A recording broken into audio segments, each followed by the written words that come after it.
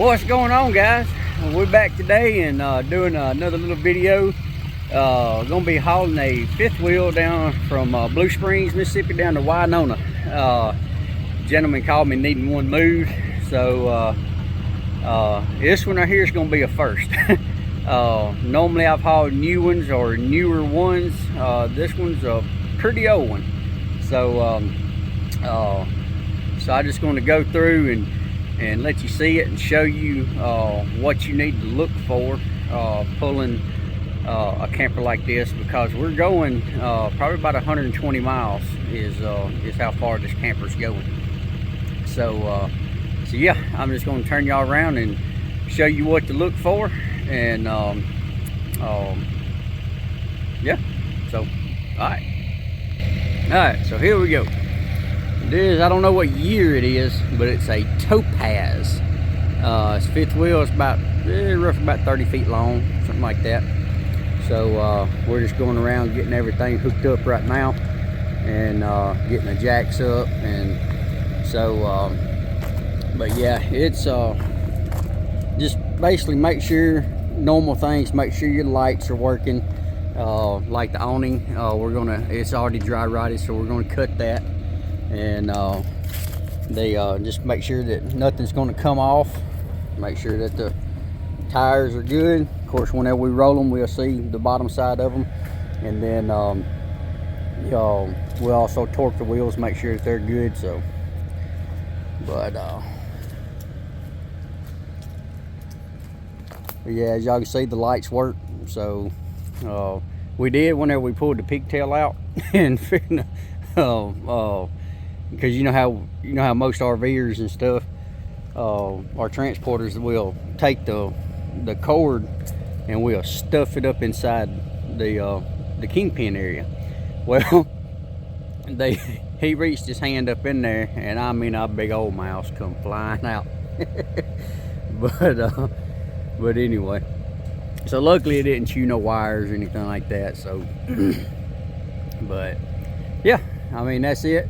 I mean, you basically do most of the things that you do on a regular fifth wheel, and like even a new one, you check your tires, you torque your wheels, you make sure all the doors are shut, make sure the lights are working, and all that stuff. And other than that, I mean, yeah, I mean, what I do is hold on a second, I'll be right back.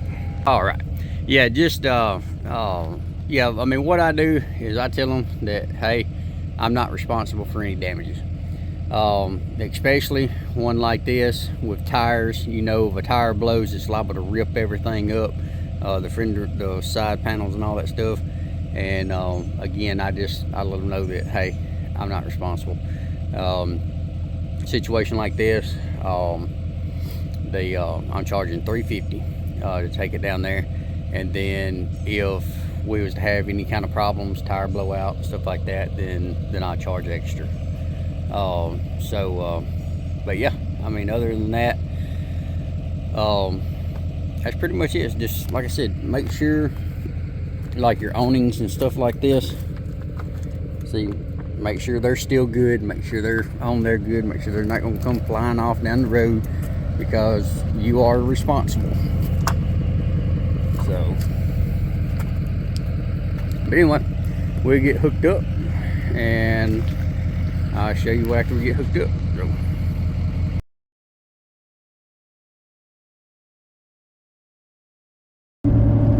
Alright guys, we're on the road now. So actually I'm having to redo this part of the video because my camera messed up.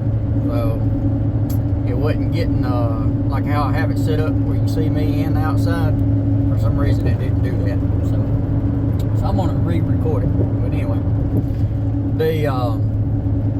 basically what I was saying is the old camper is pulling good. I don't know exactly what year it is, like I said before. I do know that he said it had been sitting in that spot at that campground or that RV park for about 10 years. So did have the tires sitting on blocks. Of course, they had done sinking into the ground a little bit, but so I think that helped out. But that was one of my biggest worries, was the tires being dry rotted and stuff like that, which they are a little bit. I mean, I definitely wouldn't take this thing across country, but I mean, we are going a pretty good distance for this camper. It's about 120 miles. We've already gotten about 80 miles into it, and like I said, it's pulling good. Tires are holding up. The camper itself's holding up. I ain't getting out here and driving like a maniac, but I'm just going along, taking it easy on these 2-lane roads, doing the speed limit. Get out on the interstate, I'll probably still do about 55, maybe 60, somewhere in there, but I ain't gonna get over 60. One thing that's helping out with the tires is, now they was flat, most of them, I think. They put air in them. I think they cost about 65 pounds. We put about 50 in them. But like I said, one thing that is helping out is it's a cool day. It's only about 64 degrees right now. So now if it was a hot summer day, 100 degrees outside on this asphalt, that might be a different story. But let's keep our fingers crossed and hope everything goes well with it. And let's hope I can get on the other side of this bridge before this big old combine comes across here.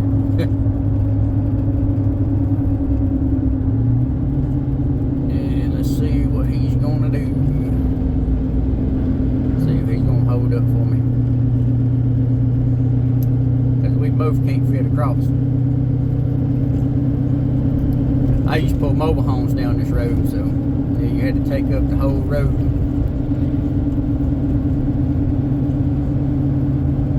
But anyway, yeah, just going back, what I was talking about before, as far as what to check on an old camper like this that's been sitting for years, definitely the tires. They make sure your lights work, which fortunately all the lights work. They're good. Make sure it's structurally able to go down the road safely. Now it has some water damage, so right up underneath there, where the kingpin and all that stuff is, we hook on the fifth wheel. Now it is sagging a little bit, but it's not the frame, and it's not the hitch. It's just the wood part. But now if the frame or something like that was rusted or bending or flexing or anything like that, I wouldn't have pulled it, because I ain't taking a chance this thing coming off my truck. So check that, and then just other things like you would on a normal camper. Make sure your doors are shut, all that mess. Now I did, of course, I mean, there really ain't much more damage that can be done, but with the shape that it's in. But if it would, let's see what I'm trying to say. If it was a newer camper that I was picking up, basically what I always do is I tell them that I'm not responsible for anything, and I make them sign something. Basically I'm not responsible for any damages while in transport. So, and I do the same thing as I would whenever I was picking up new campers. I take a picture when I pick them up, take a picture when I deliver them. And I pretty much went over the same thing with this, that especially with not being sure on the tires, because if them tires blow out, they're liable to tear all kind of stuff up underneath, especially if one of them blows. So, basically I told him that, look, when these tires blow, I'm not responsible for any damages. And I'm not responsible for any damages while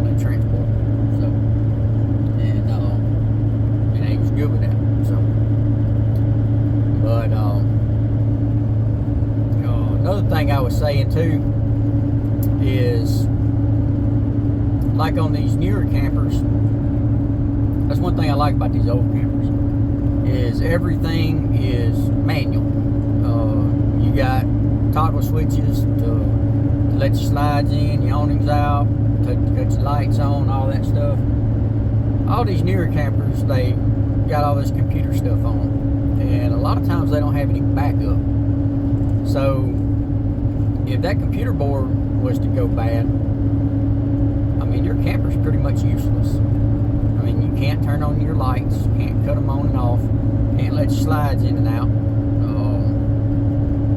So I like these older campers. This one right here, I mean, the frame and all that stuff's good. They, I mean, get the water damage fixed and some of the cosmetic damage and stuff from the outside and clean it up real good. Man, this would be a nice camper. They definitely build them better than what they used, or build them better. They used to build them better than what they do now. That's what I'm trying to say. So, but yeah, again, it's pulling good. The tires are holding up. So we still got about 35, 40 miles left, and we should be there. Got about, I don't know, about 5 miles or so, and then we'll be getting on 55. We're on Highway 7 right now. Came through Water Valley and all that stuff. So we had stopped about 5 miles after we got started, and I just checked everything, make sure everything was holding up good, and then back in Water Valley, which is about 65 miles or so into the trip, stopped again. I checked everything over again, make sure tires were still good, make sure everything was holding up, and like I said, everything's holding up good. So hopefully we'll have a good trip, and we're over about 3/4 of the way there. So yeah, but anyway, we're gonna get on down here, and whenever we get down here, I'll turn the camera on, let you see what it looks like with it hooked up, where I'm delivering it to, and we'll get unhooked, get paid, and get back home. And the camper that I brought up from Smithville,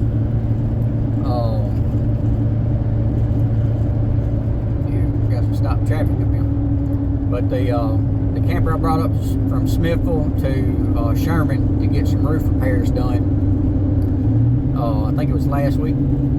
That camper should be ready by Friday, so I should be going to pick it up and taking it back to where I picked it up from. So yeah, been a pretty good week. But anyway, see with this little construction area we're gonna do, how long we're gonna be sitting here. So, but we'll get back with y'all here in just a little bit. Alright guys, we got it here and set up and everything. So like I said, no problems at all. It pulled good. So but yeah, there it is, and wait for him to get the generator over here, because I don't have my battery. And so we can get the landing gear and all that stuff down. So but yeah, finna get it all set up and get unhooked, get paid, and get on back to Pond Top. So alright, well, I hope y'all enjoyed this video, and if y'all don't mind, let's see, go ahead and turn it up. If y'all don't mind, just hit that like, share, subscribe button, and I'll keep on putting new content out. And guys, like I said before, it don't cost anything to hit that subscribe button. Just slide your finger down and hit it. That's all you got to do. So we'll get back with y'all later, and I'll talk to y'all next one. As always, y'all be safe. Semper Fi.